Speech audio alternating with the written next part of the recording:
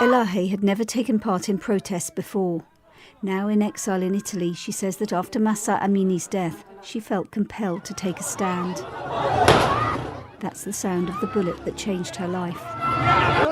She'd rushed to help young protesters who'd been shot while pulling down pictures of the supreme leader.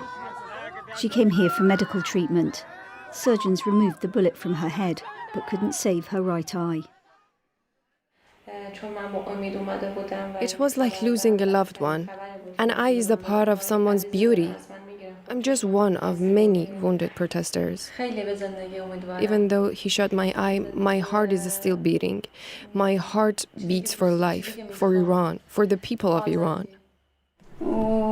It beats too, with the agony of separation for her twins now being looked after by their grandparents.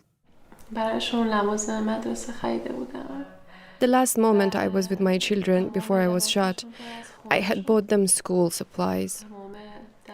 All their clothes and hands were covered with blood, and they kept shouting, "My mom was killed." It was a tough moment. I can never forget it. Thank you. So many Iranians suffered terribly in a brutal crackdown against the women-led uprising. Hundreds were killed.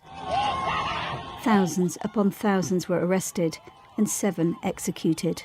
The protests eventually died down, but not the widespread fury that had ignited them. One Western diplomat estimates that around the country about 20% of Iranian women now go out unveiled. They know they're being watched and that they risk being fined, denied public services or jailed. I get in touch with a 20-year-old music student in Tehran on a messaging app. We agreed not to use her name and to delete our conversation immediately. I couldn't have imagined that I could be this brave before Mahsa's death. We just needed a tiny spark to light the fire.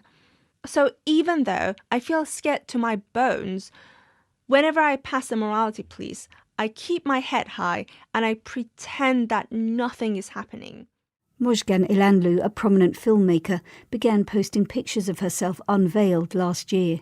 She was jailed for several months after also criticising Iran's supreme leader. She says a profound social revolution is taking place across classes and across the country. Extraordinarily, she spoke to me from Tehran without wearing the veil. What has changed after Mahsa's death is men's public opinion of women. In the streets, in the metro, in bazaars, they praise women's courage, even at family gatherings, which I believe is the most significant fruit of Mahsa's movement. Back in the suburbs of Milan, Elahe has no idea when she'll be able to go home. She still needs an operation so she can close her eyelid over her new glass eye. But she tells me she has no regrets. I don't regret it because I can't remain silent in the face of oppression. It was for the freedom of my homeland, for my people, for the next generation. Whenever I'm speaking to the kids, we always say that we hope we'll be reunited in Iran in better days.